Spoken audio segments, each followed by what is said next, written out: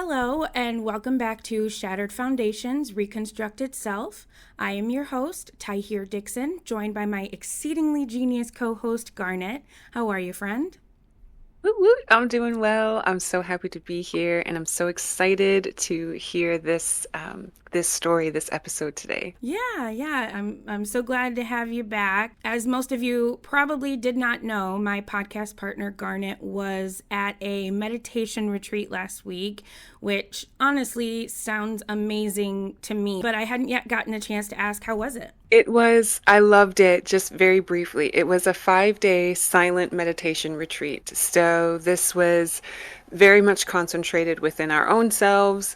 We're not speaking at all, and we're not, really reading things. We're not really writing things. It's really focused on working with a method to get you grounded into your own body. How are you observing your senses?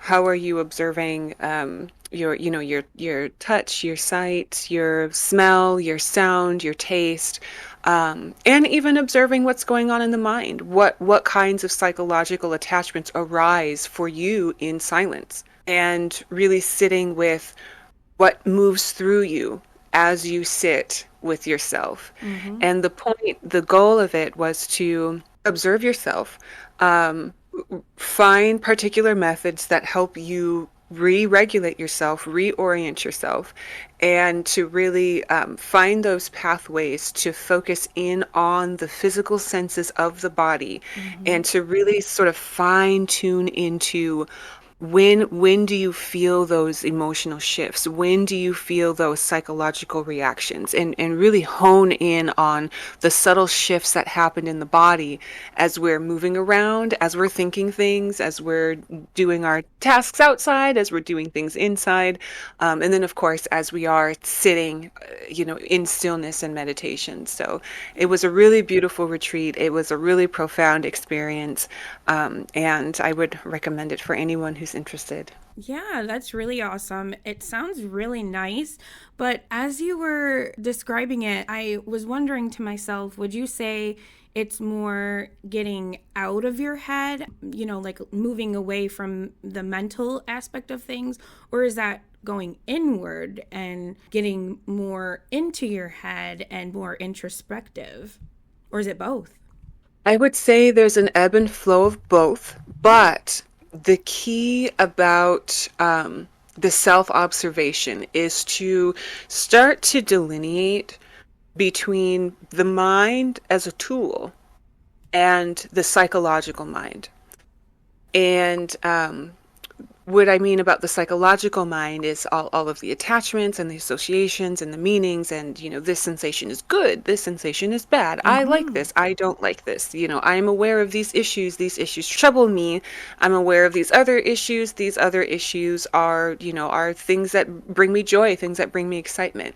Yeah. So the psychological mind sort of attaches meanings to a storyline to create cohesion. In a sense, it helps us orient ourselves around the world. But there's also another state that the mind can operate in, and that's, of course, the mind as a tool. So if you can imagine, you get in and you start your car, and you aren't necessarily thinking too deeply about the mechanics of, you're taking out the key and then, okay, let me back up here. When you're just learning to start a car, right? You're just learning how these things work. You're, kind of looking at the ignition thing, making sure the key's going in correctly, turning it to the proper degree. You're listening to the car turning on. There isn't a lot of psychological evaluation that's happening. It's the mind, initiating the mechanics to Mm-hmm. achieve a certain job, to complete a certain task. And that's sort of the mind as a tool. So it's not so much rejecting the mind or associating the things that are going on in the mind as bad. It's more about recognizing, when are you shifting into psychological mind with the attachments and the associations that often lend toward the conditions of suffering, psychological suffering. These things piss me off about society, these things Mm-hmm. upset me about myself, right? So the psychological mind really is what creates a suffering, versus the mind as a tool that is, I understand how to get my muscles to function so I can sweep the floor. The mind as a Right. tool. Okay, So so it's, yes. Hmm. I was going to say, so it sounds kind of like trying to move past the more instinctual functions of the mind and moving more into the analytical part of your mind, maybe the deeper, your higher self, if you will. I mean, that is basically it, right? Well, when you say the analytical mind, yeah, this is the psychological mind. Mm-hmm. But recognizing the psychological mind is imbued with a lot of attachments, Mm-hmm. especially attachments to polarity. This is good, this is bad, this is right, this is wrong. Even as we are deconstructing, there are still things that we feel are not good on the planet. We don't like to see people being unalived, right? Mm-hmm. Generally, when I meet people that walk away from Christianity, they're not walking away because I want a license to kill. Like that's not, really what's going on. Right. So it's not ascribing value statements to what you find good and bad. It's observing when you are finding things good and when you are finding things bad.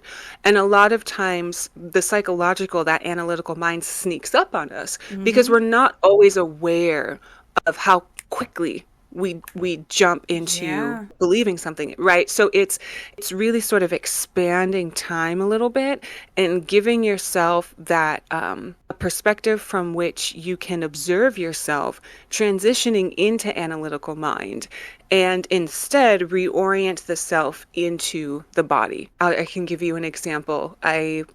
I'll sit in my own meditation and a storyline on the planet will come up. I have people that I care about in Haiti. Mm-hmm.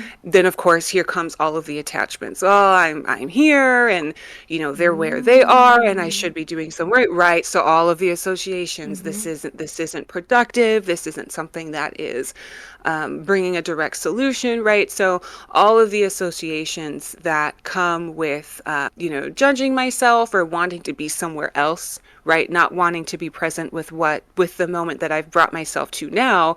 I'm projecting myself out in the world someplace and making associations about making judgments on what am I doing here versus doing a different activity. And so, sort of pausing that train before it leaves the station, sort of pausing that train and saying, okay, okay, Yeah. okay, okay. Yes, yes, all of these things are what you are thinking and what you are feeling about yourself in this moment right now. Now, where is that being held in your body? Is there soreness somewhere? Is there a sharp pain somewhere? Is there heat? Is there coldness somewhere? Is there a part of you that's numb? Recognizing when you're shifting into psychological mind, but also understanding that the psychological mind will tend to pull you out of your body and into a storyline. And our goal is to recognize when that's happening, release your judgments on that, love and accept the part of you that is concerned Mm-hmm. about people that you care about. This is okay. Yeah. And get back into the body. Where are you feeling this in your physical senses? And really Mm. sort of grounding into what is going on in the body, what is going on in the nervous system, in the muscles, in your bones, in wherever it is that you're feeling, and really sort of get reconnected with the way you feel in your physicality as you are experiencing yourself being human. Wow. And that's where the relaxation element of Mhm. meditation comes into effect because you're slowing everything down, you're thinking Mhm. more intentionally, you're identifying where you're carrying your stress and Yes. your emotions and your trauma, and you're, Hmm. working on that so that you can get to that state of relaxation. Yes. I get it because I didn't even really realize the mental and physical elements that both go into the meditation. Because, Yes. I knew the breathing and, like the calm, but I guess I never really thought more about why or how it's achieved. So that is really, really Yes. interesting. I've always been curious about meditation and yoga. I like the idea of slowing down, being more intentional with your movements and your breathing and Hmm. focusing in and Hmm. relaxation. So, I do Hmm. feel a little bit more push towards that, but in a great way. in a great way. Yes, good. And I will say too that it is okay to be activated about something and to execute specific tasks to achieve a goal. So there are things that I do. I send money and I go online and I ask people if they have money and I check Mm-hmm. in with my host family. So there are, this isn't about not doing things and this isn't about not finding value in doing things. It's a time to reassess your value, to make sure that it's coherent with reality, right? To make Mm-hmm. sure that how you are feeling about something is actually occurring in real time. This is especially important for people that are working through trauma, Mm-hmm. that they might not be in a certain kind of situation before, but the body is responding to the world as though they are still in that situation. Mm-hmm. So being able to evaluate, is what I'm feeling coherent with what is actually occurring around me?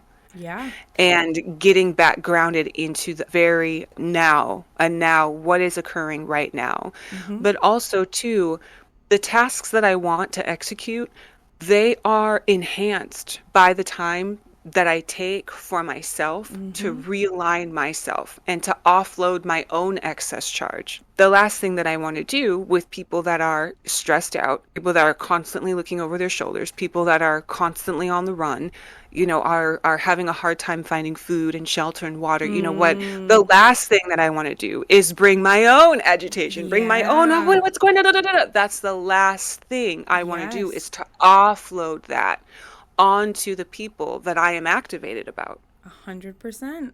Wow. Yeah. So it's the use of it is one, it improves the condition of your own self. It improves the interconnectedness of your mind into the body. It sort of fuses that mind-body connection and makes that bridge so that you are presently aware of what is occurring right now around me and what is occurring right now in my physicality. And also it prepares you for those moments where when you do need to act, you can act with your full self. You can act not from a scattered state. Your mind's not thinking of something else and projecting onto some sort of future thing or thinking about the past. And you are coherent, Mm-hmm. you are present to what is occurring, and you are able to execute your tasks with clarity. Yeah, and even to figure out what tasks or actions it is that you need to take, because when you Exactly. get caught up in the emotion and the mind of it all, it may be Hmm. harder to dissect what exactly it is that you need. So yeah, I mean, I Yes. totally get Yes. why there's so much value in meditation. And, maybe that's the first takeaway from, this episode is I'm going to look into meditation more. If you're listening, maybe you look Mm, into meditation more, or at the very least, you think about it critically in a way that I hadn't yet myself. Thank you for that. mm. Thank you for sharing. Thank you. Thank you Yeah, for opening the space for that. yeah, absolutely. So, today's episode is part two of the very first episode of our podcast, Shattered Foundations, where we interview members of the deconstruction community to hear their stories and share them with the world. But here we also dive deeper in the process of deconstructing religion and then reconstructing yourself, who you are, what you believe, how you are moving forward in rebuilding your personal foundation. These are the kinds of nuances that we want to unveil in people as they come and interview with us. But today's episode, specifically, part two of this episode one, is Tahir's story. And last week we brought you part one, which was my story. I found it so incredibly enlightening and fascinating. And I cannot recommend enough that if you haven't listened yet, you go run and do so. Possibly even go listen to part one before you listen to this episode. You don't have to, of course, but you should. I'm just saying. And on that note, actually, I just want to make sure I take a moment to thank everyone for listening. I want to remind you to like, share, comment, click on that notifications bell so you're always up to date on the latest episode of Shattered Foundations. After today, we'll be posting a new episode next Sunday, which is May 4th. We will be releasing new episodes weekly on Sundays. We're taking back Sunday. You know, like the band, which I wonder if that's what that's referring to. I Never really thought about that. Do you know, It's pretty cool. taking No, I don't know, but now we reclaimed it. We are reclaiming right? Sundays Exactly. for reconstructing our sense of self. I love it. I love Period. it. Period. So, anyways, that is all the preamble rambling I wanted to do. Garnet, I am handing the metaphorical mic back to you. Yes, I am so excited for this. So, to hear, let's first start off with just sort of tell me what your deconstruction process has looked like. But first, if you want to share or get into a little bit, what were your experiences like in Christianity? And let's just go from there, because I'm interested to hear where your specific turning points were Mm-hmm. for deconstruction. So, what were your earliest experiences with the Christian religion? So, the earliest memories I have are when I was younger, like I'm talking 5 or 6. Easter was big. That was pretty much the Mm. one time a year that we would go to church, and it was always a big deal. We always had grandparents buy me and my little sister these big, fluffy Easter dresses, and we Hmm. had the gloves and the hats, and we looked super cute. But I do remember it in my head, being so excited about the white shoes and the frilly. Socks? Do you have Yes, socks? yes. Yes, Mm-hmm. yes. Yep, absolutely. And specifically, I have memories of most of the time, or at least, I don't know, now that I'm thinking about it, if it was like a lot of Easters or they were just a big deal to me, because eventually it transitioned to we would go stay with my aunts and go to their church. It's called Emmanuel's Temple. It was originally in Lansing, Michigan, which is now in Las Vegas. More on that later. But Mm-hmm. we would go and we would stay with them and go to church and then go back home. I remember church was so long. I hated it so much. I would Mm-hmm. be in children's school and, not have any idea. Like all of the kids knew all of these things from the Bible and I had no idea. So I was just bored, saw it as, a place to go Mm-hmm. and just bide Mm-hmm. my time until church was done. But at least I got to, look pretty doing so. But that's my earliest experience. Okay, so it wasn't a regular Sunday to Sunday, with Wednesdays sprinkled in. It was more kind of the Easter was really the main emphasis. In my branch of the Okay. family, like my mom, my dad, my stepdad, like not regular church goers, but that's why I always say I was kind of born into religion in a way that like a lot of people are. But it was just kind Mm-hmm. of you're born into this family, and being a Christian is almost like assumed, like it's just a thing that you are, it's a thing that you do.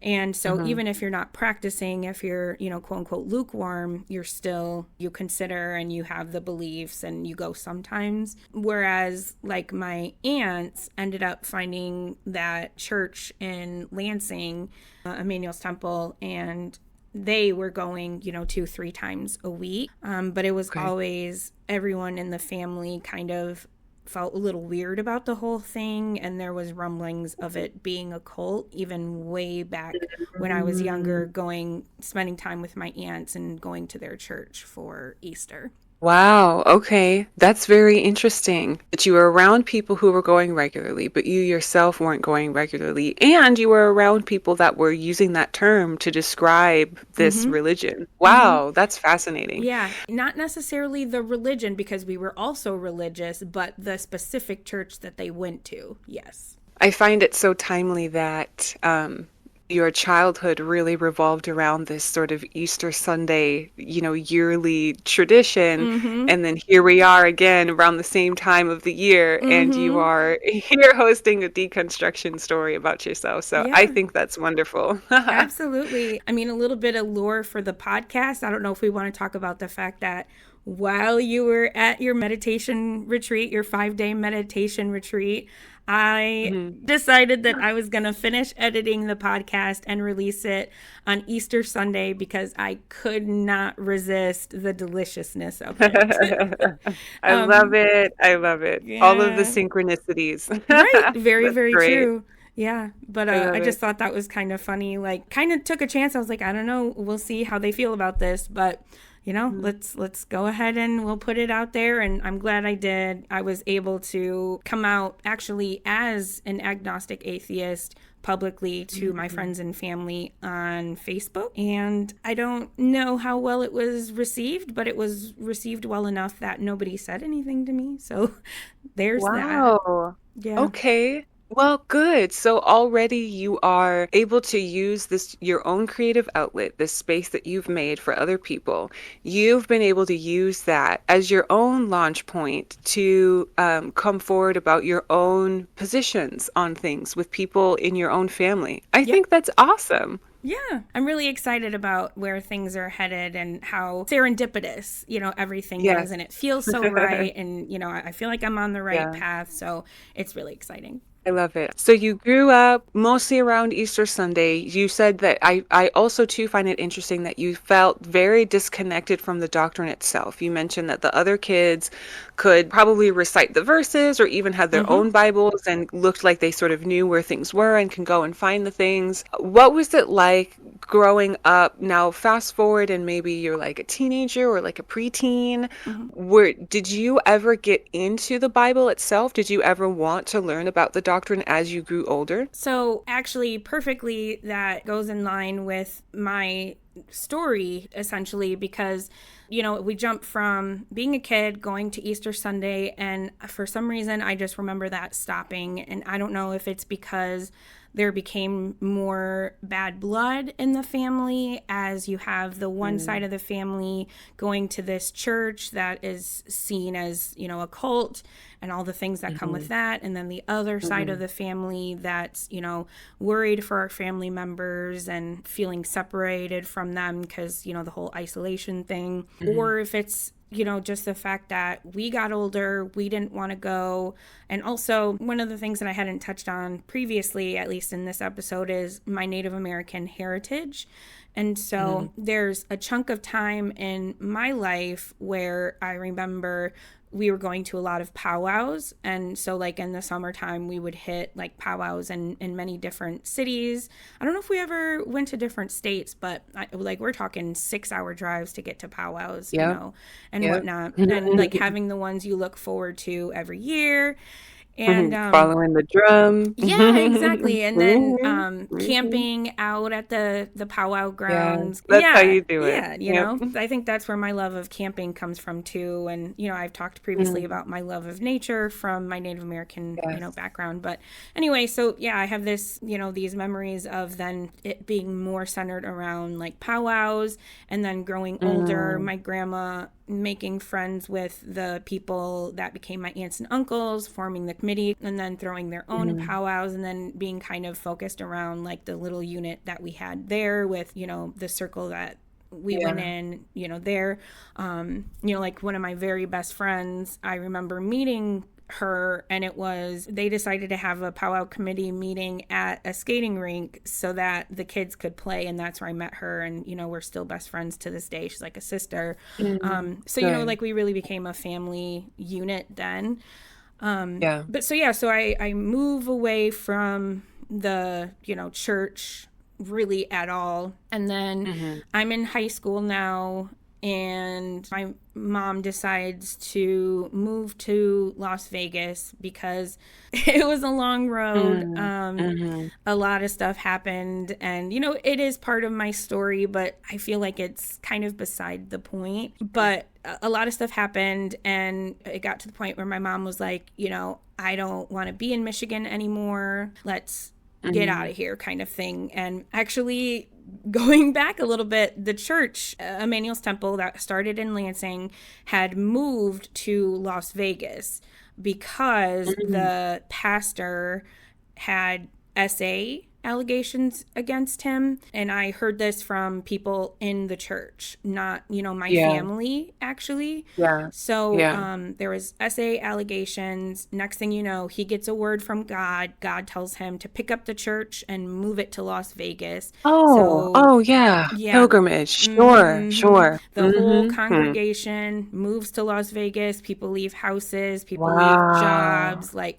esteemed positions, as like specifically I can think of professors, like those kinds of things, but Wow. even not just that, their families, Yeah. like if there was people who couldn't afford to drop everything and go at once, one spouse would go, the other would stay, and they would try to get the money together to get the rest of the family out. So, Wow. yeah. So, anyways, Wow. so Wow. they moved to Las Vegas. My aunt, saying, come live with us. And so my mom decides, let's go, let's move to Las Vegas. So my mom, my siblings, I had two younger siblings and a younger brother. I have two more younger brothers, but they share a different mom. So they're not so much part of this part of the story. Not to say I Sure. don't, I love them any less. They're my brothers, just want to Sure. throw that out there. Mhm. But yeah, so my mom picks us up, moves us to Las Vegas to live with my aunt and my uncle. And one of their requirements is we have to go to church at least once a week, preferably Sundays with them. It's just a requirement of, living in their home. And so we started going, and it was at a point in my life where we were supposed to be going to school, but, we ended up being homeschooled. So we moved to this new place. I left all my friends back in Michigan, which was really hard to do. I missed them. Yeah. But, part of me Yeah. was excited too to move to, a big city and, start over. But that starting over Mm. reality was harder than I think any of us really anticipated. But so, Mm. you have that community element missing. I have these kids that I went to Sunday school with when I was younger. Do you remember so and so? I remember the name, but so now I Mm. have these Mhm. familiar people, and so I start making Sure. friends, and it ends up that things don't go so well with us living with my aunt. And anyways, my grandma gets really sick.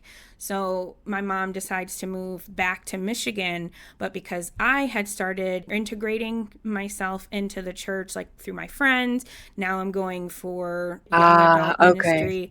I was spending Yeah. more time Yeah. there. Now I have a community here. Now I'm saved. Now, I'm going to church. Okay. And so Okay. I made the decision to stay and Mhm. pursue, being a member of Emmanuel's Temple. And they went back to Michigan. So now I'm 15, 16, living in Las Vegas with my aunt, her husband, Mhm. and their two kids. I think they just had their two kids at that time. And so Mhm. then that's when it really becomes a part of my life. And to answer your original question, that's when I start getting into like, okay, now I'm reading the scripture. Now I'm, taking Yeah. notes at the sermons. Now I'm participating. I'm in the musical and the play, Yeah. and Yeah. like it's really starting to become a part of my life. I'm changing my wardrobe to match the requirements, Mhm. so Mhm. that's when I make the full leap into religion. So during this time, as your family moved from from Michigan to Las Vegas, that's a huge shift. That's an Mm-hmm. entirely different geography. It's not like moving from one part of the Great Lakes to the other part of the Great Lakes. You can still Mm-hmm. find, the same kind of trees and the same kind of berries. Yeah. So what do you do as a native person in a completely different region, in a completely different ecology? During this time, were you still connecting with the outdoors, with nature in a similar way as you were back in Michigan? Yeah, absolutely. In Good, fact, I good. think now that I'm looking back on it, I think that experience might be one of the things that pushed me to leave Michigan ultimately and end up in Florida where I'm at now, because Mm, I liked the ability to go outside and have really, really hot weather, but decent mhm, enough weather to go sit at the pool. Even if I didn't go in the pool, just, sit in the mhm, chair, listen to music, read, or, mhm. just go outside and walk around. Because my biggest thing, I love water, I love trees, but my Mhm. number one is the sun. I have to have sunlight. I Mhm. have to feel it, even if I'm Mhm. inside. Like, if I'm in the car and I've got the AC going, the sun is being amplified, through the glass. And if it hits me and Yeah. I feel that warmth, oh, that's my favorite, because I'm comfortable because Yeah. I have the Good. AC, but I can feel the warmth of that You can sun on my still feel the skin. light. Yeah. Yeah. Yeah. Yeah. I love it. So I love I it. did. I spent a lot of time outside, and eventually it became almost kind of like a coping mechanism for my Mhm. experience there. because I did not get along with my aunt's husband very well at all. Oh At no. all. Okay. Oh, I'm so sorry. That's Well, okay. and I sort of picked that up when you said aunt's husband versus Uncle. uncle or step. Mm-hmm. Yeah, yeah, Yeah, but he I was didn't want to ask. never uncle. Never. Uh, well, his loss. Right. So, so were you able to stay engaged with any of your cultural practices like powwows and camping and this sort of thing? No. Mm-mm. To be fully transparent, I think I was only there a total of 6 months. So it Oh, was, okay. yeah, I went from moving there, jumping in, basically being in, and then Hmm. realizing I needed to leave within the span of 6 months. So, Oh, okay. Okay, okay. yeah. So then you're in that environment, you become, you throw yourself into the doctrine, into the study of it. Mm-hmm. Um, so you've got this span of about 6 months, Mm-hmm. and you're making these connections. You're obviously finding something in the doctrine that resonates with you. You're attentive. You've sort of dived, you're kind of all in with it. What happens leading up to the end of the 6 months? So, leading up to the 6 months, and actually, this is so funny how I keep having to, like, in order to move forward in the story, I have to go backwards. But, Hmm. so going back to, so I'm bisexual, I'm married to a woman, and Mm. my earliest memories going back to childhood, I remember kissing girls before ever kissing a boy, even though I only Mm. had crushes on boys. So I Mm. perceive that as like the early rumblings of, bisexuality coming up for me. And again, we are talking before third or fourth grade, maybe in third or fourth Mm. grade when I'm having these earliest experiences. So, not to like glorify being a kid and having these experiences as much as to kind of show that it does happen really, really young. If it's one of Mhm. those things where it's Mhm. like, you know. And When they become aware of themselves. yeah, Yeah. exactly. So, Mm. I had those experiences, but it kind of chalked it up, I think, subconsciously to like, oh, it's kid things, kids do this, right? Kind of thing. And Mm. then, I Mm. get older and I have these experiences where, around the time of MySpace booming, AIM booming, I end up meeting people from, other parts of the country. Some of those people I would find, we start as friends, realizing like these are supposed to be friends, but like I'm having feelings of, there's emotional feelings here. Like, I think I like this Mhm. person. Like, am I falling for this Mhm. person? Mhm.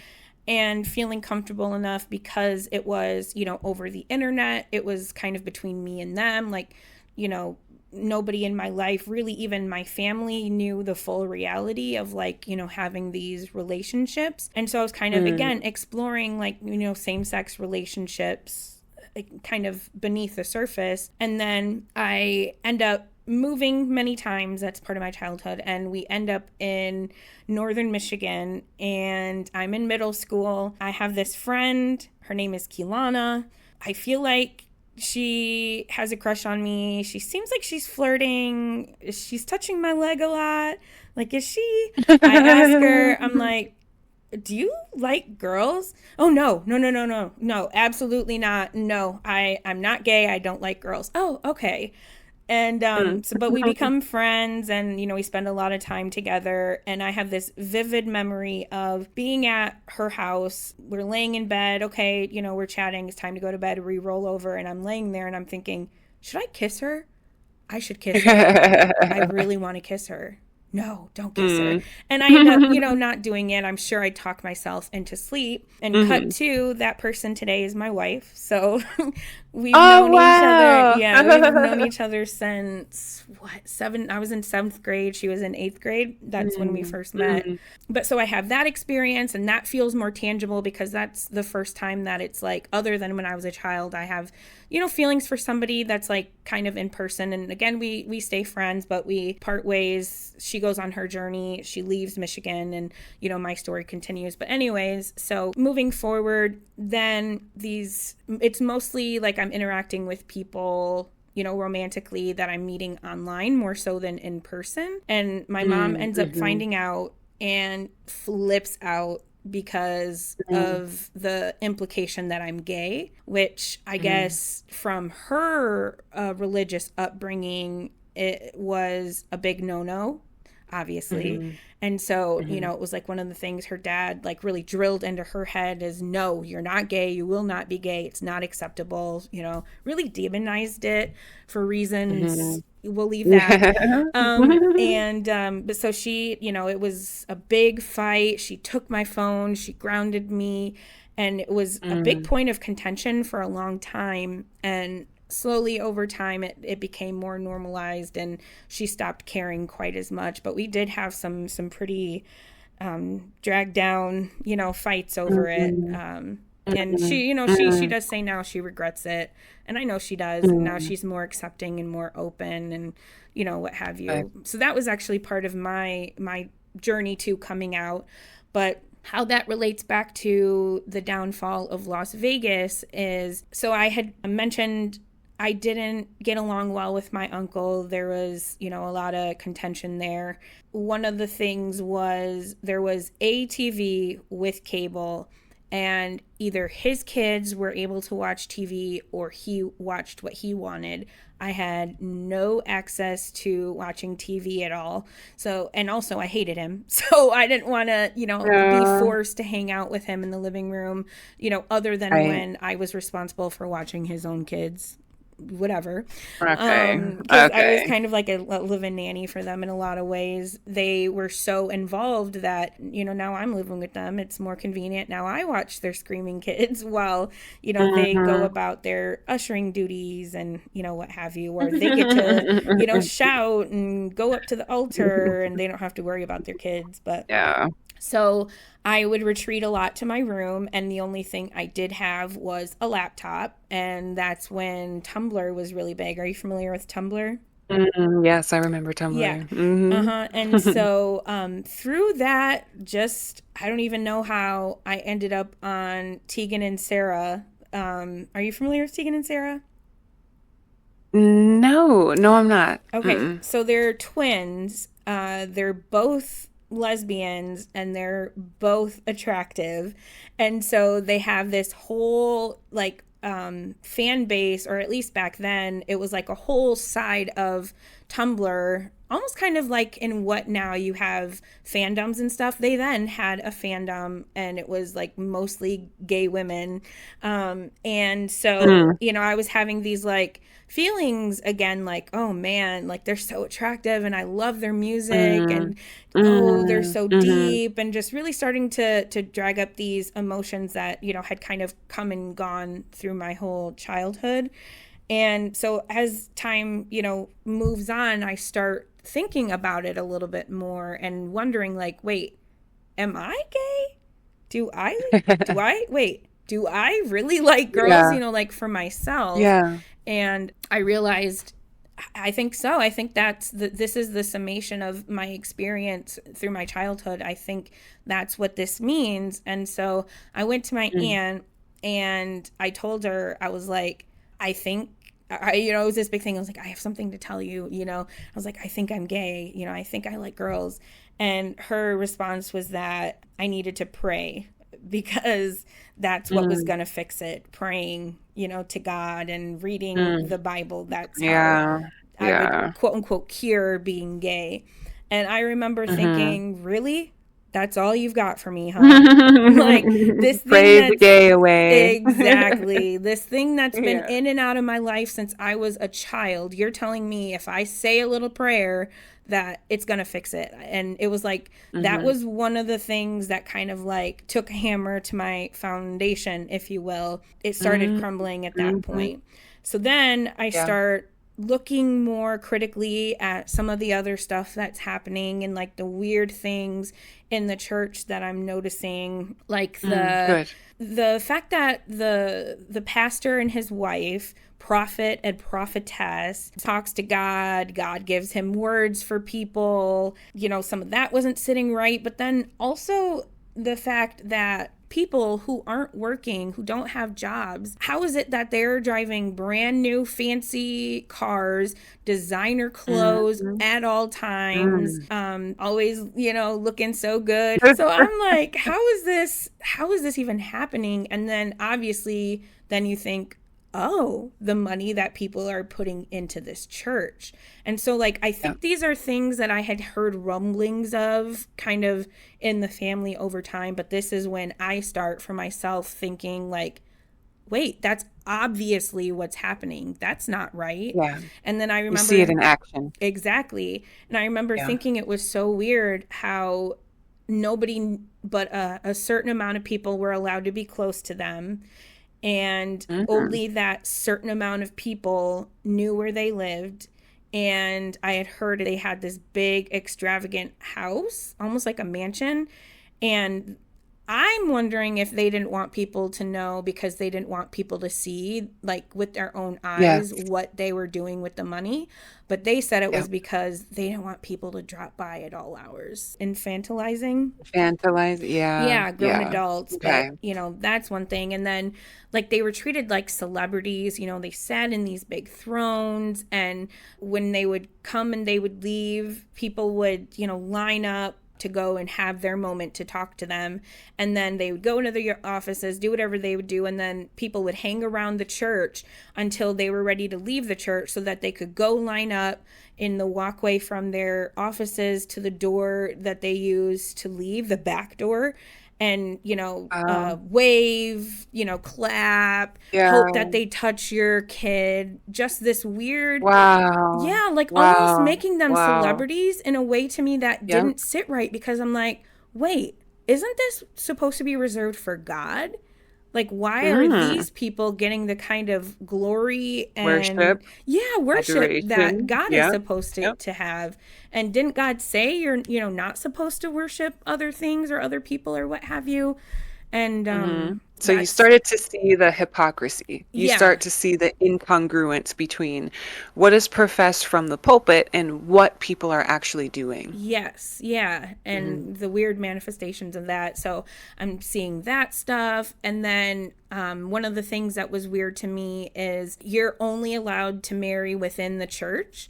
And so my aunt was starting to like offer up, I have a friend so and so, his son is the same age as you. Maybe you marry him, like all of these, and I'm Hmm. like 15 years old. I'm not trying to think about who Uh, I'm going to end up marrying, but she's like, this was indoctrination, she wanted, yeah, yeah, but yeah. I thought that was weird, this like pairing up almost, it's actually exactly Arranged, arranged arranged marriage. marriages. Yeah, Yes, that's yeah, exactly what it yeah. was. And I didn't like that. There's that. And then just my issues with my uncle, which were partially because he had anger issues and he's just a dick. But also part Mm. of it is the whole like men being in charge. You don't question men, just that whole the Hmm. patriarchy, right? That Yeah, side of yeah. the religion, and all of that really bothered me because I, for the most part, was raised by women. My biological father passed away when I was 6, and then Oh, my stepdad, he was my dad for many, many years, but then he ended up going to prison for a few years. Nothing major. I don't think he would mind me saying that. So he goes to prison. And so I'm raised by my mom and my grandma and, a couple of grandpas. hmm. But so, and they were strong women, outspoken, not really subservient to men. And so that's how I was raised. And I almost kind of feel like maybe that's a little bit of the native teaching spilling over, because Hmm. in Yep. your Yep. experience women aren't really meant to be are subservient to men in the native culture, right? They're almost equal. That's not that's not what I've found in the tribal communities that Yeah. my families are associated with. And so I will say that I do know that the clan is patrilineal. So you get your Yes. clan from your father. But ironically enough, the first question that everybody asks you is who's your mom? Right. So yeah, there's You're so right. it was really the introduction, not introduction. It was the Bible being forced onto the tribal communities where all of this sort of nonsense of the patriarchy really took hold. And so you Yeah. had people that struggled because they went against it. Like, these aren't the ways of our traditions. These aren't the ways of, our ancestors, talking about tribal communities. And so they suffered at the hands of Christians because they went against the teachings of Mm-hmm. patriarchy, or they embraced it as an opportunity to get a leg up. Mm-hmm. And there were a lot of people that did that as well. And Mm-hmm. so I hear a lot of stories from Native women in particular and Two-Spirit individuals in tribal communities that talk about the way Christianity warped even the memory. Things that are attributed to just, oh, this is just tradition. This is how we've always been, Mm-hmm. is actually not it when you go and talk to elders and when you go and talk to people with those older memories, with living memories of how things Yeah. actually were.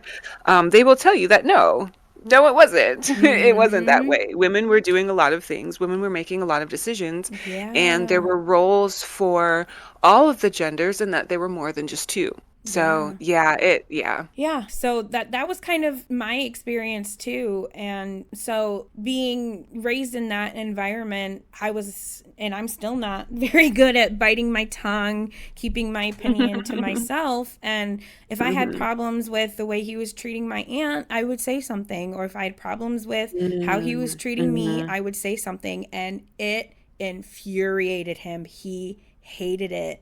And so we mm, had some, again, pretty bad fights to the point where I hit my breaking point where that foundation was completely shattered. I had had enough, between being gay and being told to pray it away, seeing all of this weird mhm. stuff that's happening, questioning it, and then, having this experience with my uncle who, this is a man of God, right? This is a man of the Yeah, church. Like, right, this, surely right. this can't be right. So, Supposed to be the anyways, leader, supposed to be the example. Yeah. exactly. Mhm, And mhm. so that's almost kind of like a dissonance too there. Well, actually you could even say that was another crack, because what actually really did it for me was, so we get into a really big fight. My aunt's working. I call my mom, I'm crying. I don't want to be here anymore. Like, send me home. I can't Mm, do this anymore. My aunt, mhm, comes home. I tell her, like, I can't do this anymore. I'm going home. And so she mhm. talks to him, and the determination is we go talk to the pastor and first lady. Ugh, So they go have a meeting gross. with them, right? Right. Ooh, Heaven forbid we go to ooh. family therapy, or, you know what I'm Oh, no, saying? no, no, no, Yeah. And no. so they come back from that conversation, and the fix is I get a TV. Because that was one of the things, is like, I was like, well, can I just please have cable in the bedroom, and then it's not a point of Mhm. conflict? And he, no, absolutely not. Then you can watch things that are worldly and Oh that whole God. thing, because you can only listen to gospel music. You can only Yeah, watch, yeah, certain things. yep. So they come back and, okay, so pastor says you can have a TV in your room and you can have cable. He does that for his son, so it's okay, you can do that. Mm, And that was basically the fix. And so I was like, no, no, I think I'm going home. And so there's this yeah. period of time where it was like, I'm conflicted. I want to go, but should I stay? But I kind of want to stay. And it Mm, had to have been like a week between the big fight, this conversation with the pastor and his wife, and then we're at church and I'm in the crowd as always. And in the middle of the service, pastor says, wait, God is talking to me. He's talking to me right now. Sister Wakash, he says, get your niece and bring her up here. Everyone turns and looks uh, at me, and I'm like, what is happening? uh, And he's like, get up here. So I go up there, get up onto the stage, and he's like, God told me, he gave me a word that you're going to be the savior of your family, and you're going to show them what loving God looks like. And mm. he says that you're a singer and you're going to use your voice to save your family. And he has a song for you. Sing what he's telling you to sing. Gives me the mic. Oh my Uh, God. Oh my nothing. God. Nothing. Wow. just Wow. stage fright and an empty brain. And he's like, Right. just listen, God's talking to you. Listen, sing the words that he's giving to you. Nothing. So then he's like, okay, well, what about this song? Sing this song. Didn't know what song that was. He didn't say sing Amazing Grace. He said sing some Sure. obscure song, probably a hymn from the Bible that I Mm-hmm. was just getting Mm-hmm. into, never heard a day in my life. And Yeah, so empty brain, this guy. nothing. And so then he's like, okay, well, he turns around to, the praise and worship team, Sister so and so, come teach her this song, teach her the words. And he's like, just listen to Sister so and so. And, I've never heard this song. She's trying to teach me on the spot. I'm like, I'm not picking it up. And he's like, okay, well, just copy what she says, is ultimately what it ends up being. Oh So my she sings it, I God. repeat it back. And then, he's like, oh, bless you, blah, blah, blah, blah. And then I get down and I'm sitting in that seat and I'm like, that was bullshit. That's There, weird. yeah, I'm like, there is no way that he was hearing shit from God because there was Mm. nothing in this brain. Nothing.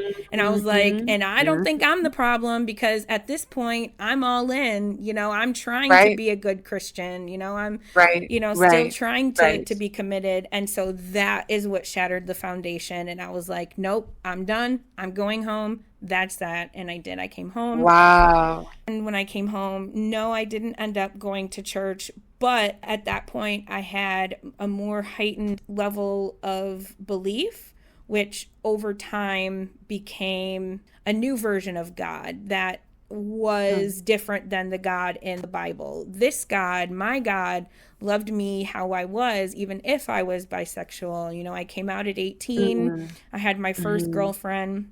We went, me, her, my sister, and our friend drove cross country to LA Gay Pride. And that was my first, like, really big Oh, exposure other wow. than, my small Cool. world and, what Sure. friends I had that, had ended up coming out and stuff. And I Mm-hmm. met a pastor, a gay pastor there, and he was handing out pamphlets. Just because you love God doesn't mean, you have to turn away from Christianity and God. There's a version of God, this church concept that I'd never heard before that, was accepting of people who liked the same sex. But that was just kind of the big takeaway is, wow, there's this, kind of church where, all people are There is a accepted. space. Yeah, Mm-hmm. sure.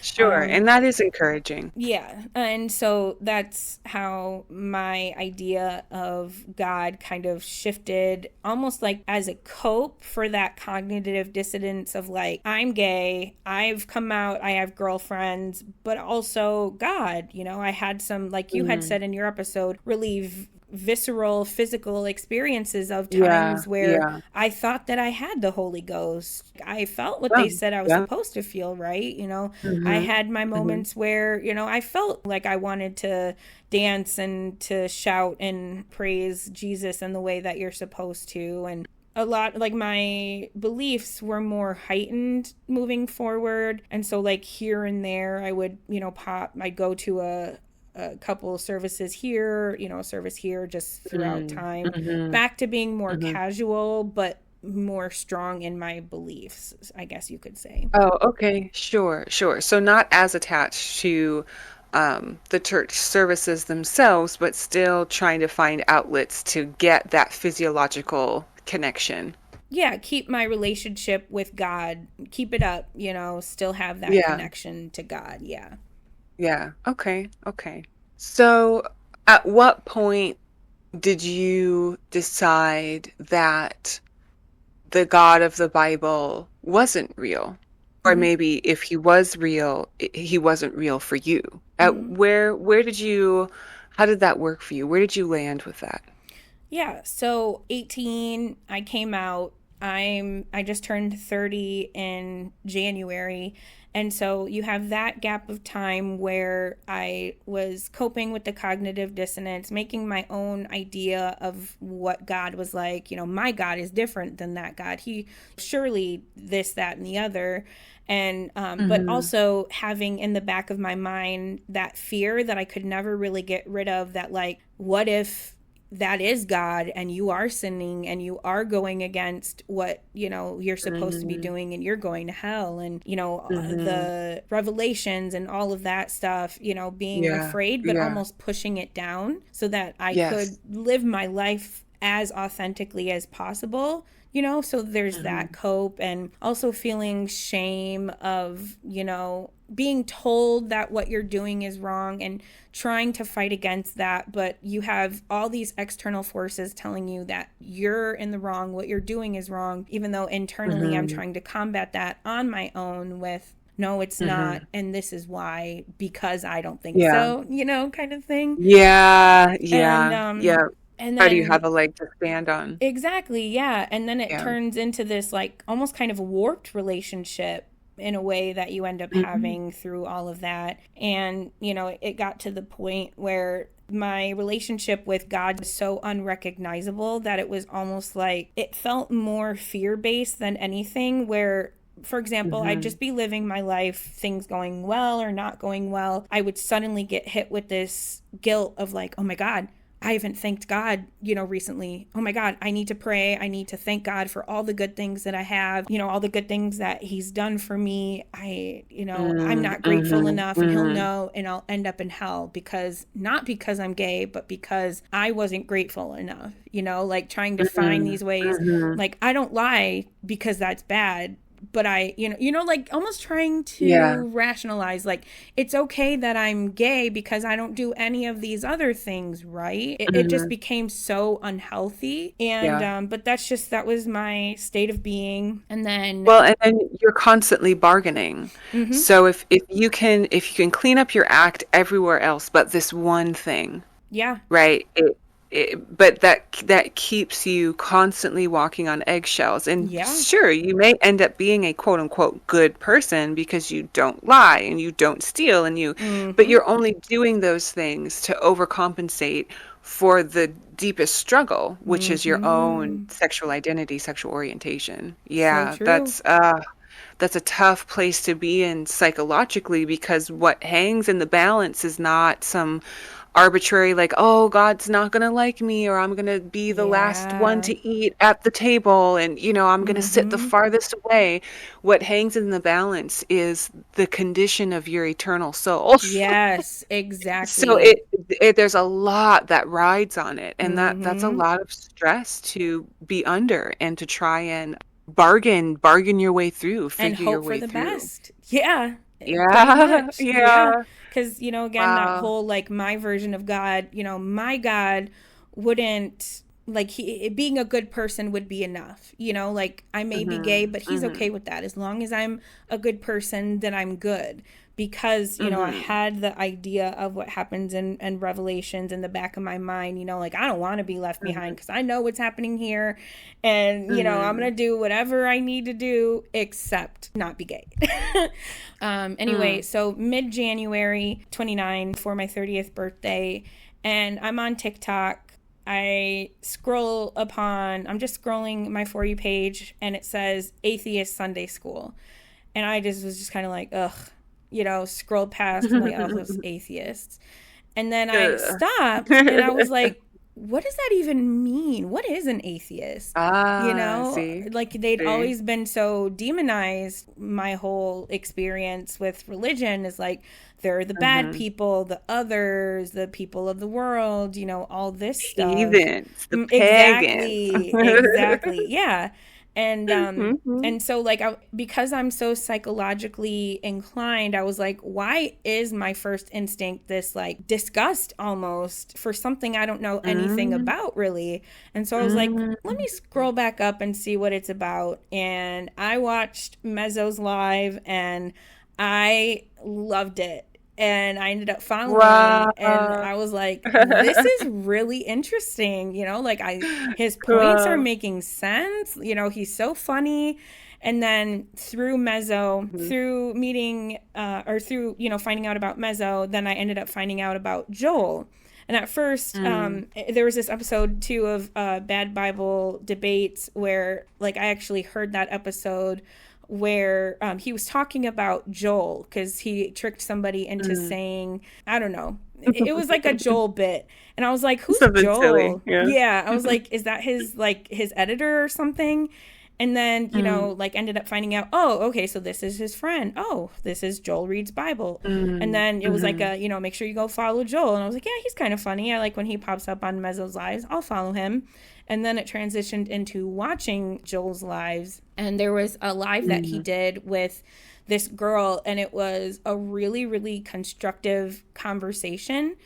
But she got Mm-hmm. to that point where she was like, I hear what you're saying. You're making sense. It's, making me question things, but I'm afraid, basically. And I don't remember if Yeah. she said it Yeah. or if you could tell, like, she's just so Yeah. afraid. And that Yeah. really hit Yeah. me, and it made me emotional because I'm like, that's me. Like It's me. I'm Yeah. watching this happening. Yeah, I'm watching these lives and I'm taking in this information and I'm deconstructing, my idea of religion and not even realizing it just by learning this stuff. Mm-hmm.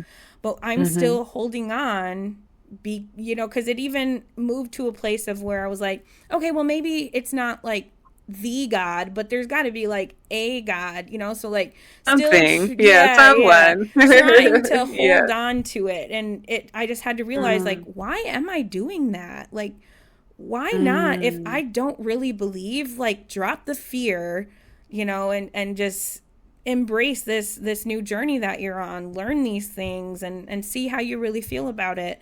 So mid-January I joined the Deconstruction Junction, and here we are in April. And yeah, I've been deconstructing, this whole time naturally, and taking up, like, soaking up as much content as I can, kind of like a sponge, and taking in the historical stuff and the scientific Yeah. stuff and Sure. the Sure. theory and the logic and all these great creators. Peer-reviewed research. What Yeah. is peer-reviewed research, right? All of Mhm. these new things. Yeah. Exactly. And so Wow. it just really kind of clicked for me, like, wow, it's all bullshit. All of it.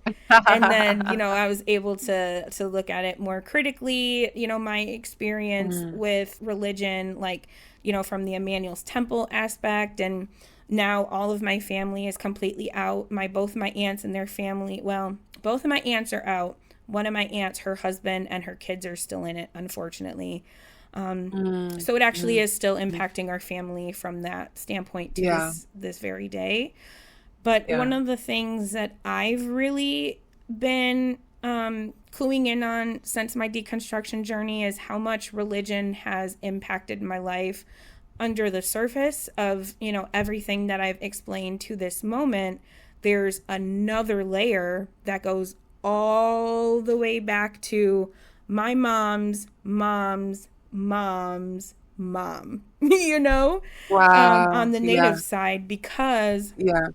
my great grandma's dad was one of the natives who was taken to those Catholic boarding schools where, Yeah. they were Yeah. forced into Catholicism, and they were Yeah. abusive and they were traumatic. And, Mm-hmm. it was instilled in them, we were pushed into losing our teachings and all of that. But Yeah. so he went there and then imparted that on my great grandma, who then her husband was also one of the people who was taken to a Catholic boarding school Mm-hmm. and had horrific experiences to the point where he ended up escaping, leaving, walking away on foot, and hitchhiking out of there. And Yeah. his journey Yeah. from there, whatever happened there had an impact on him. And he ended up, on his own journey. Like, I guess he forged documents when he was too young to be in the military, joined the military, had all sorts of trauma happen Mm. there. And then, Mm. he Mm. marries Mm. my great grandma, and trauma happens there that trickles down all the way to Yeah. my generation. And Yeah. I was talking to my mom recently, because we have the whole generational trauma, and some of the, like, hardest times in my life go back to that Catholic boarding house. And that you Yeah. have, my great great grandpa and my great grandpa, my grandma, my great aunts and uncles, their kids, which is my mom, and then, down to me, and trauma all the way. Yeah. And I'm not, I don't want to super dive into details, not because I'm afraid to, but because, I Well, the am, information's there. yeah, Canada has a Truth and Reconciliation thing that's happening. You can look online and you can even find documents of within the Catholic Church themselves. They would send people to investigate, not really investigate, but to check in on, how many kids, what are your yeah, records, and, what are your food stocks look like, da da da. And there are Catholic people who made a series of really concerning reports saying, hey, this isn't sustainable. This isn't it. yeah, This is not okay. They need medical stuff. There are too many kids in this place. There are mm-hmm, allegations of abuse. So that all of that information is available yeah. online for the public. Yep. Hmm. And so you also too, my grandpa, my mom's dad, his mom also got sent to those, boarding schools, and he had Hmm. his, own journey. And so there's that branch, and then, my mom's family's branch, and like I said, all that trauma trickling down to, my generation being the first generation where some of the generational trauma induced behaviors or, toxic tendencies, just to put it the best way I can, Yeah, stopped. yeah. I was talking to my mom recently, and I was like, so my generation is the first generation where we can say for a fact, well, no, even no, because I have some family that it did impact. So actually, Mhm. not my generation, because I'm, It's still, yeah, yeah, because it's my yeah. mom's generation in the native, side of my family. And then I was the first baby from that generation. So I'm, a new generation, and it's the Yeah. one underneath me is, Hmm. we think, the ones where they're the first generation that certain aspects of, the trauma hasn't touched. And Yeah. so, it's like you can see that we're making progress, but, looking how far up the branch it goes of how Yeah. many How generations deep. were impacted Yeah. from just this, one starting point is Yeah. the biggest thing that I've been, really dissecting lately. And, Yeah. how that relates to the trauma that I've had in my own life as a result of Hmm. that, not Hmm. even in the same way, but just how it impacted family members. And then, that impact, like my mom, for example, with me, being gay, how that trickled down Yeah. to us having conflict, and me, the whole am I gay, am I not gay thing, strictly coming from the religious indoctrination that goes back up to that Catholic boarding school starting place. So that's Right. probably the biggest revelation I think that I've had is really assessing that aspect of things since my deconstruction journey, because before it was very, like, the picture was smaller, and that, like, I know what's happening is trauma induced, it Yeah. sucks, but we just keep moving forward, and it's like the survival element of it. And Yeah. like, now I'm removed enough to look at the big picture and think, wow, like, this is the origin, because had that Yeah. never happened, would any of this other stuff ever have happened? And like, I've Hmm. seen, people go through some of the worst things, like people who would be such good people otherwise if not for this Yeah. trauma. Yes. It's been really Yes. sad to see, but yeah, so I mean, Yeah. that's why I'm such an advocate at this point for, like, deconstruction, and like, fighting against Christian supremacy. And like, honestly, from where I stand, I don't really see too many good functions of religion, generally speaking, because it is so easy for people to be caught up in, cults, and people who are sinister, and taking advantage of people and those kinds of things. And how that's Mhm. manifested in my family from, like the Emmanuel's Temple and what happened with, my aunts and all that stuff. And so fighting against that aspect, but then also like the political aspect of like so many of our legal decisions right now are being made by people who use this religion as a justification for doing so. People are Yeah. harmed, by these are these, I guess you could say, legal decisions and whatnot, political Mhm. decisions, if you will, that are driven by this religion. And now it's like, now that I've deconstructed, I'm really able to take a good hard look at, now that I know it's bullshit, I can see Mhm. the impacts that it's had and that it's having, and I want to do everything I can to fight against it. And that's why I am where I am today. Oh, wow. Wow, wow. Well, first of all, thank you so much for sharing all of this. It's really it's hard enough to work through the struggles in your own life, Mm-hmm. but then to get to that point where you recognize that a lot of what is compounded is inherited, Mm-hmm. and then to really dive into how deeply this becomes entrenched in even just a single bloodline. And that's not even accounting for the people in your native community who you care about who are dealing with their own intergenerational traumas. So Mm-hmm. not only are you dealing with yourself, you're not just dealing with what's compounded through your own bloodline, you're also in community with people that you care about that are also dealing with this compounded. Mm-hmm. So we just see how the traumas just unfold exponentially across Mm-hmm. time space Yeah. from the way this doctrine was enforced on Turtle Island. Mm-hmm. So I do want to take a moment to just send you all of the encouragement and all of the Thank you. gratitude for sharing your stories, but also to your ancestors that you brought in, and you gave a voice to young kids and to even adults that are were locked in a place where their voice didn't matter, Yeah. and the things that they said weren't heard and their wishes were not considered. Mm-hmm. And so I'm really proud of you for being here. I'm proud of you for sharing their stories.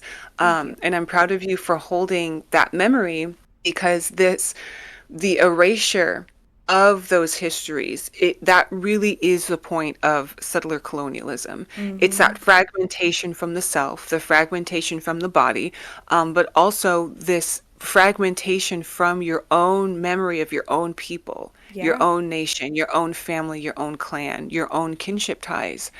And this distortion and the fragmentation away from what has actually occurred, with you taking the time to weave that together, that is the decolonization process. And that Yeah. is bringing you back into your own body, because now you, as the culmination of how your own ancestors survived, you being the culmination point, you now then can turn inward and bring that love and be that adult all of those children in your family deserve to have around them. Yeah. Yeah. Yeah. I do Yeah. actually. I have almost viewed kind of like my journey deconstructing as almost giving me a responsibility to be a starting point for people to start their own deconstruction journey, Hmm. and be a safe space for, like sexuality, and like Sure. being, Sure. I guess. So to explain what I mean, like since I came out, I've had family member after family member after family member come Hmm. out. And Hmm. I, not to like, oh, I did that, but I think that once it was put out there publicly, like you can, you know, you can, it's okay to be this way, and you Be can you. live your, Yeah. yeah, live your life this way, and the Yes. world isn't going to crumble. Look at Tahir. She Yeah. seems happy. She's Yeah. doing well. I think that that Hmm. has certainly helped. And Hmm. and from like the deconstruction of the religion aspect, since my journey, I have had family members start their own journeys. And, Hmm. my mom and my brother are both in the deconstruction junction. I don't know Mm, how active they yay. are. And Good, yeah, good, it's super good. exciting because I know, Hmm. the good that can come out of it and what I've learned. And I'm super happy for them. And, I don't know how, if they've dove in the way that I have, but that's their journey and that's not really for me to press on them at all. Sure, But that first sure. step, anyways, I'm proud of them for that because not everybody can get their family to do that. And so, like, Yes, that's yes. been really great to see. And then my aunt, the one that I lived with in Las Vegas, I've been able to, have conversations with her that is making her think, about things in a more critical light to, maybe like get the ball rolling on her deconstruction journey. I don't want to speak for Yeah. her. I don't want to say she's deconstructing. That's not, again, it's not my place, but it's at least at a minimum, imparting this information that I've learned so that if she's going to have these decisions, like these thoughts and these feelings, if she's Mm. going to proceed with her indoctrination, if you will, Sure. Yep, yep. as a Christian, even if she's not in that church or in a church, at a very least, let me present this information to you so that I did. I said my piece, but she's been really receptive Hmm. of it. And so, whatever that Mm, looks like, hmm. I'm, proud of us for that. And, Yeah, good. so I've seen some good impacts of my deconstruction journey from that standpoint.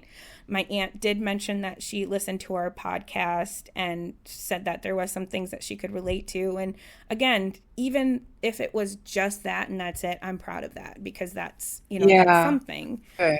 um Yes, and now yes. my spouse is in the deconstruction junction and she's interested, Yay. yeah, in learning more Yeah. things. And so it's I've seen good come to my life from myself personally, how I thought and how I feel and how I think, but also from a familial standpoint too. And so now I do kind of feel like I want to be that person that publicly says, this is who I am, this is what I believe in, and make sure Mhm. that I'm forming a space for people who to feel okay being the same way, doing the same thing.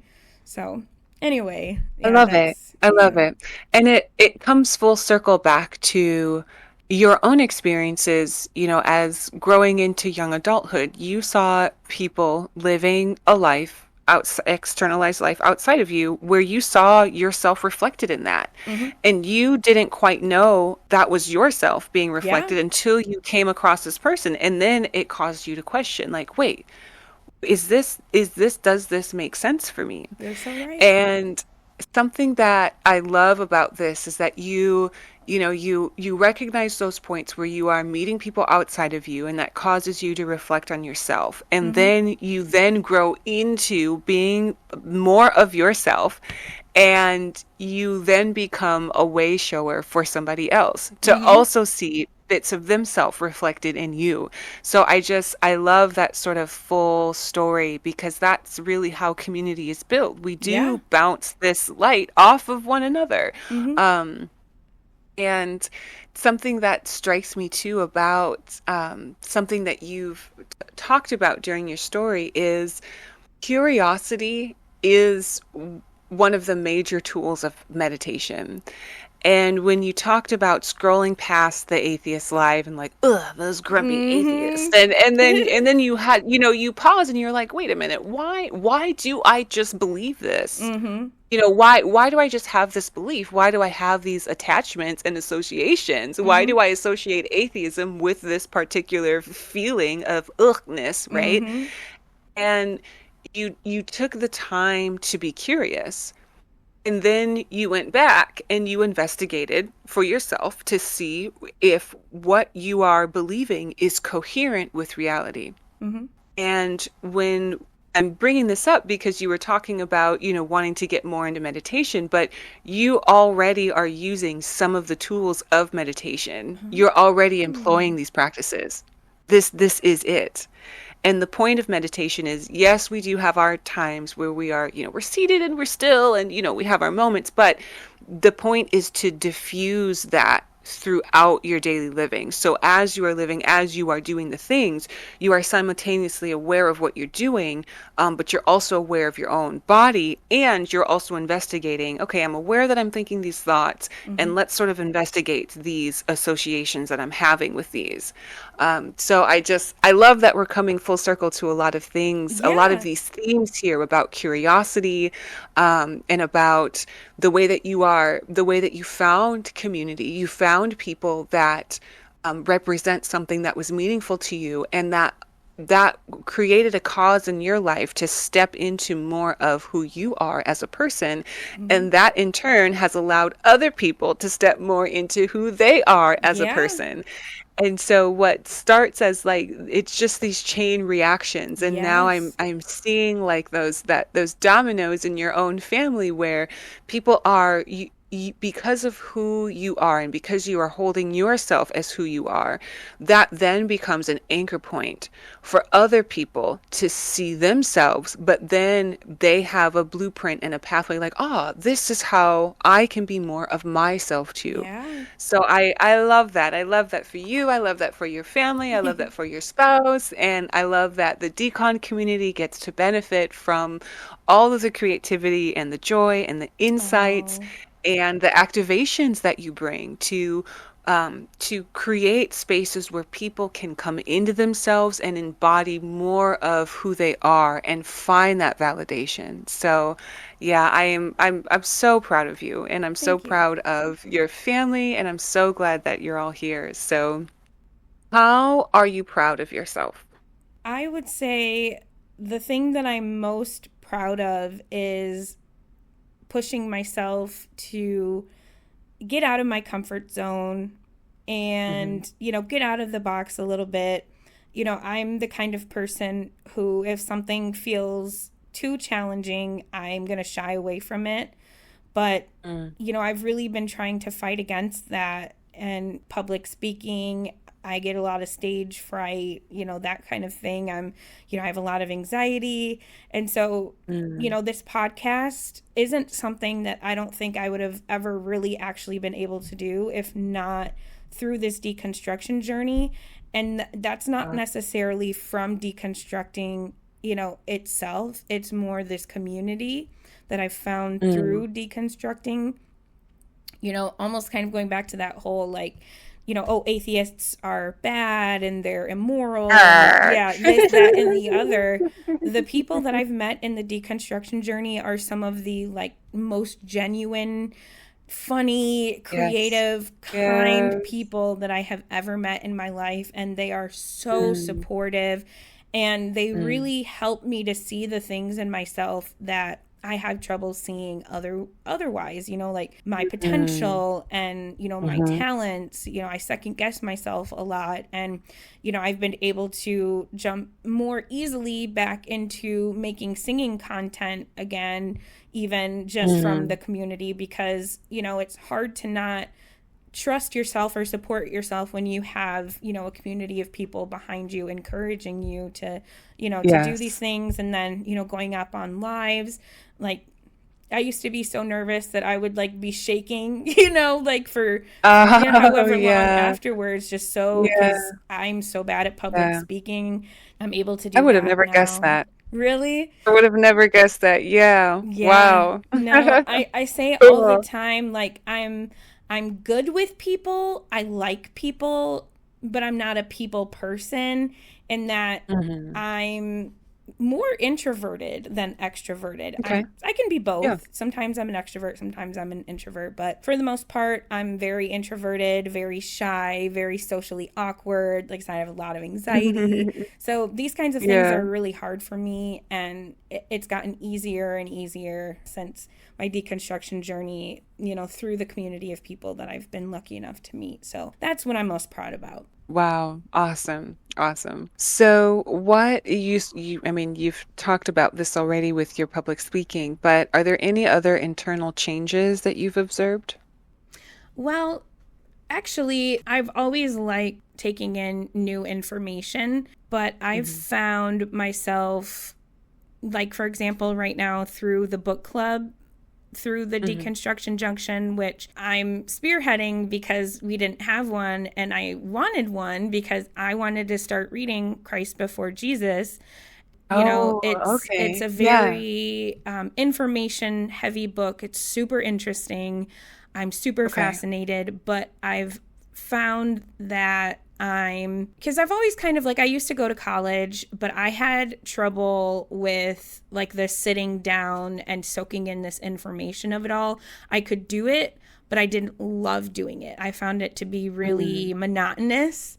Mm-hmm. And for whatever reason, like all of this stuff that I'm reading now, maybe it's because of what it is that I'm reading, but I've found that I've unlocked this even more so before, because I've always been fascinated by, science and like psychology specifically and that aspect. But I have found that I'm really opening up the science and, like Yes. psychology and sociology Yes. and Good.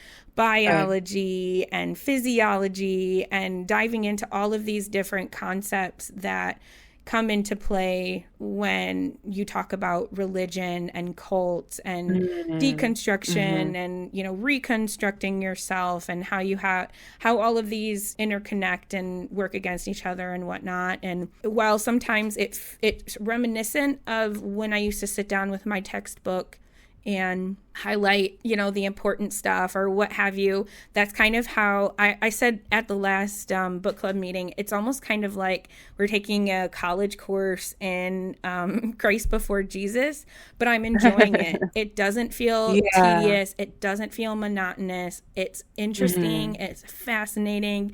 I'm excited to talk about it each week. I'm excited to talk my wife's ear off Mm-hmm. about it, and so that's I would say I've been more happily diving into, like, science and history and all of this stuff in a way that I wasn't super interested in before. Kind of, but Yeah, not as much. discovering things that you like. Yeah, Mm-hmm. discovering yourself, things Yeah. that you like, things that bring you joy. Well, Mm-hmm. I love that. Mm-hmm. So, well, I guess you already answered this question about what do you want to learn. You really like this Christ Before Jesus. I have Mm-hmm. seen this is the same guy that has the TikTok live, right? Yes. With the same name, Christ Before. So he wrote this Jaron. book. His name's Jaron. Well, it's written Aaron. by two guys. Yeah, Jaron and Matthew. Okay, yes, yes. And I haven't read the book. I have been curious about it, but I have a stash of books that I have yet to read, so I didn't want it to just sit and collect dust Yeah. somewhere. But yeah, shameless plug for Christ Before Jesus, because I have seen in the comments people are really activated around this book. They really Mm-hmm. like the book. I've seen people in the comments ask about the book, and then they'll leave and then come back and say, "Well, I just ordered it." So Mm-hmm. people are really being responsive around this. So I can't recommend it from a personal experience with the Mm-hmm. book directly, but I can recommend it from people that are saying that they absolutely love it. Yep. Me being one of those So people, it is super fascinating. so who or what inspires you?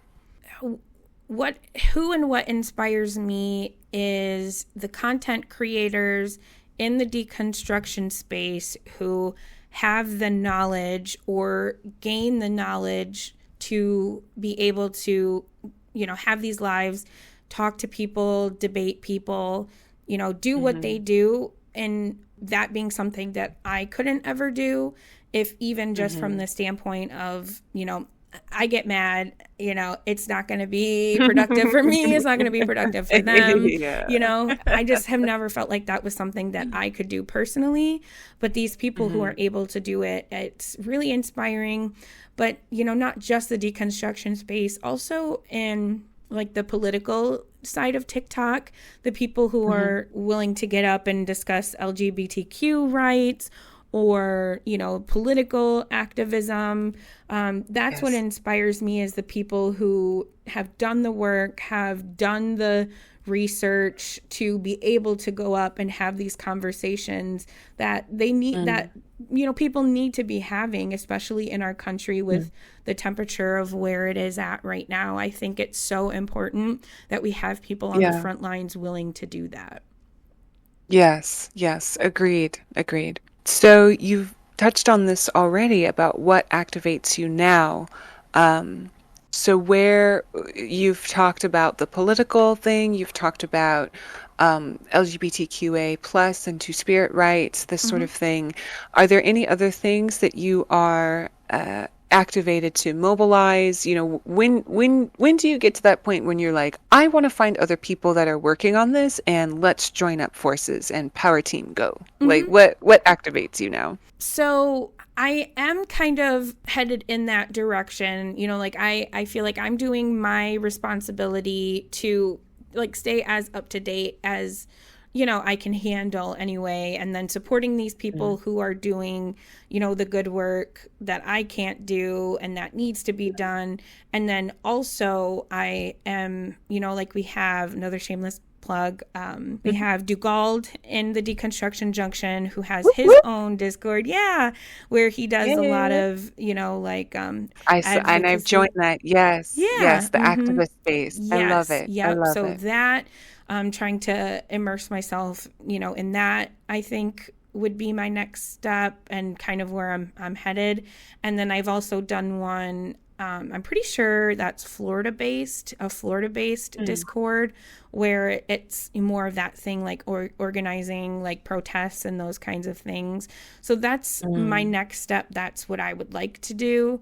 I'm just mhm. a little bit limited, financially because I don't have my own means of Sure. transportation, and Uber and Lyft is not that cheap. So, I'm a little bit limited from that standpoint. But yeah, that's kind of, I don't know if you're asking right now or like in terms of my plan, but that's my plan. I would love to be able to Good, get out and do more good. advocacy and more protesting and that kind of thing. Yeah. Okay. Wow. All right. Awesome. And, I want to also to plug Dugald's chat if there's anyone else interested in that server.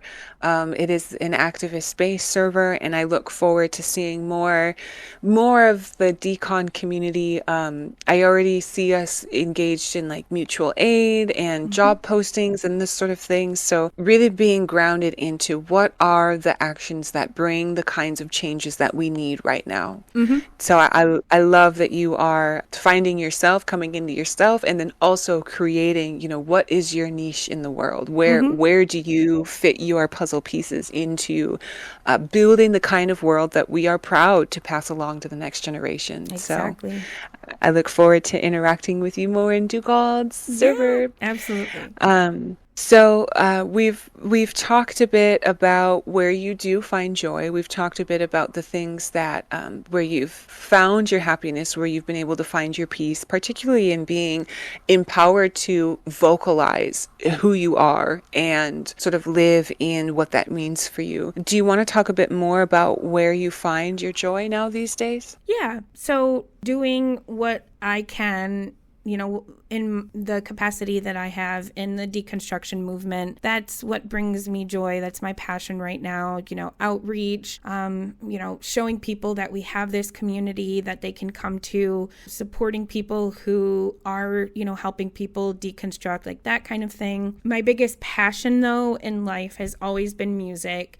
Not in that I've necessarily wanted it to be like a career, and I don't know that it ever could be a career, but Hmm. music, singing, dancing, listening. I call myself a pseudo DJ, but like that's something that I've experimented with in the past. And then singing, and that's, I would say that's my passion, and that's what brings me the most joy. And I am actively working on trying to embrace that more in my life and find space for my deconstruction, stuff, and then also Mm. my music stuff too. Because, if I'm embracing both of the things that are giving me the most joy, where can I possibly go wrong? It's kind of how I see it, Yeah. Yes, yes, exactly. Good, good. I'm glad that you have those outlets, and I'm glad that you are finding those spaces to express yourself. That's Absolutely. awesome. Thank you.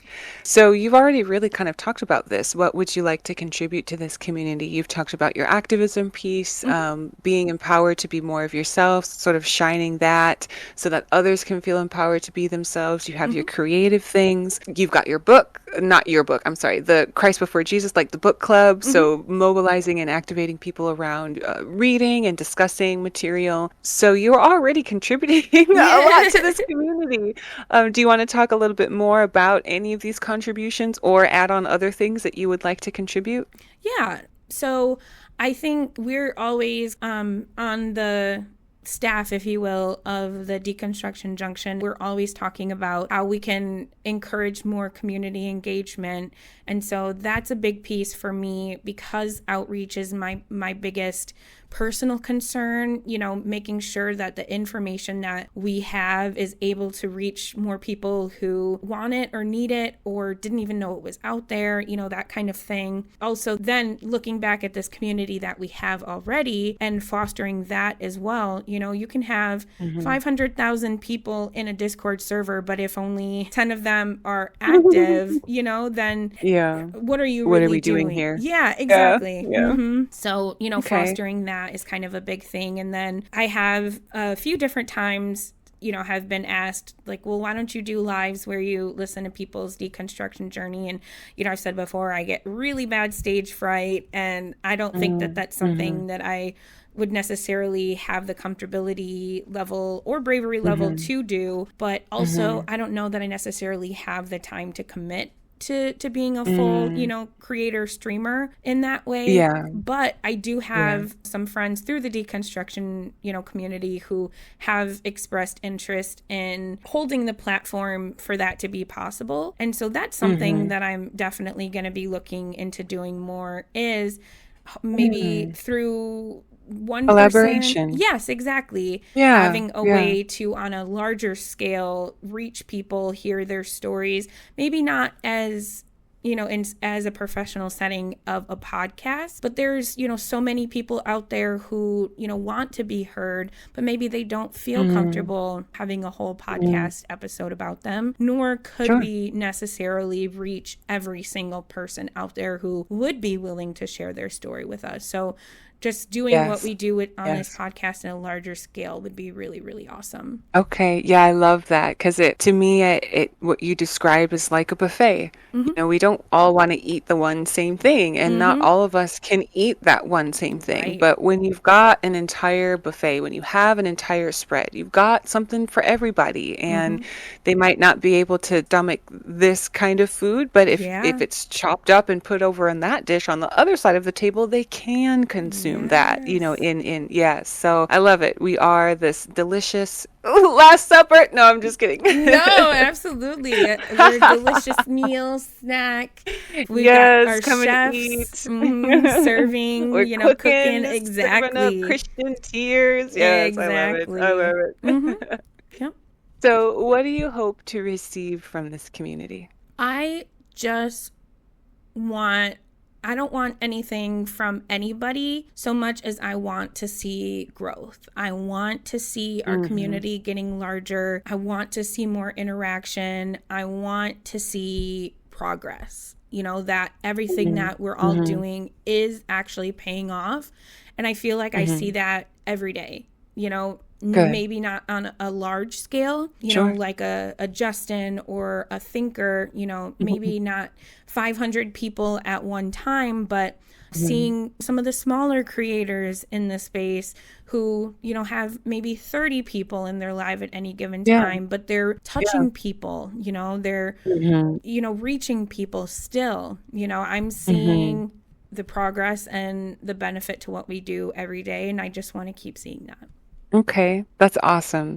I think oft something that struck with me. I found someone said something like everyone's all about the numbers, and yeah, I get it. But you might have had 10 views or 10 likes or even 16 or 9, but let those 16 people be on your front doorstep. Yeah, And then you're going to realize how many people that actually is. that's true. So it's, what you're talking about is thinking past like status quo and thinking past numbers and really getting into, recognizing just reaching that 1 or 2 or 16 or 10 or 20 or 100, whatever that number is, that's a person on the Mm-hmm. other side. Yeah. And when you think about the fact that they are constantly interacting with other people around them, and Yeah. they are influencing and being influenced by other people around them. We really don't know the rippling effect that our actions have in the world. So yes, I love this focus on small creators. I love seeing the large creators, do their thing and Mm-hmm. find their role and inspire us to find our role, to find, where can I fit in? What can I bring to the buffet also? Mm-hmm. And, making sure that we remember as many of us as possible. Yes. Because we do each have a role, and there are things in this world that only you can do. And so, whether that number looks quote unquote big or quote unquote small, Mm-hmm. if only you can do it, then you have to be the one to do it. Because Yeah. if you don't, then it's just that it's a missed opportunity for everyone. And then we all don't get to witness the kind of person that you are becoming. We don't get to see you and to appreciate you and, to bring you in community with us. So yes, I love that encouragement to keep going, to keep find your space, find those collaboration points. If you know that, doing something like a live stream is not something that interests you, it's not something that's your strong point, but Mm-hmm. what are the things that you are good at? And if you want to find other people and collaborate and find ways to complement each other, yeah, this is what it means to be in community. Yeah. Yeah, I love that. Absolutely. Yeah, I agree 100%. And I think with that particular point, I just want to say, if you're listening to this and you're a content creator, but you may not be one of the largest content creators on the platform, don't get discouraged. What you're doing is important and it'll reach who it needs to reach. Don't give up on that. Keep pursuing your passion and what you're good at, and that's good enough. Yes, absolutely. Absolutely. Well, thank you so much for sharing your story. Thank you so much for taking this time. Thank you all for listening to us. Is there anything else that you want to wrap up and say? I guess I want to thank everybody who, has taken the time to listen to the podcast, offer some feedback. It's so appreciated. Thank you again, Garnet, for being my partner in this podcast and being a co-host. And I keep saying it, but I think this is going to be a really fun journey. And if Yeah. you are interested in sharing your deconstruction story, please feel free to reach out in the Deconstruction Junction Discord. I'm Aquarius Unicorn. You can also reach out to me. Yes. You can reach out to me at earth.sanctuary. I'm also in the Discord, so you can message me directly, or you can find my resource page in the mental health resources. I have my own little board where I'm posting mental health resources. So you can go in there, you can tag me in there. How do I jump on the podcast? And then we can get a conversation going from there also. Yeah, so reach out to Earth Sanctuary. You can reach out to me. I'm on Discord. I'm Tahir Dixon on TikTok. But yes, reach out to us. Let us know. We are looking for people to participate and share with us. And yeah, we hopefully will hear from some of you and get to chat with you. So, I think that is all for us today. I was just going to say, once again, make sure you like, subscribe, share with us. Feel free to leave your comments on today's episode and share this out with anybody that you think could benefit from listening to these stories. Yep. And if you wouldn't mind, comment below, share your thoughts on today's episode. What did you relate to the most? What made you think? What was a new concept? We want to chat with you in the comments. And actually, to that point, if you're interested in being on the podcast, let us know in the comments below. Catch you again next week. Have a good night, Garnet. Thank you. Thank you. Bye.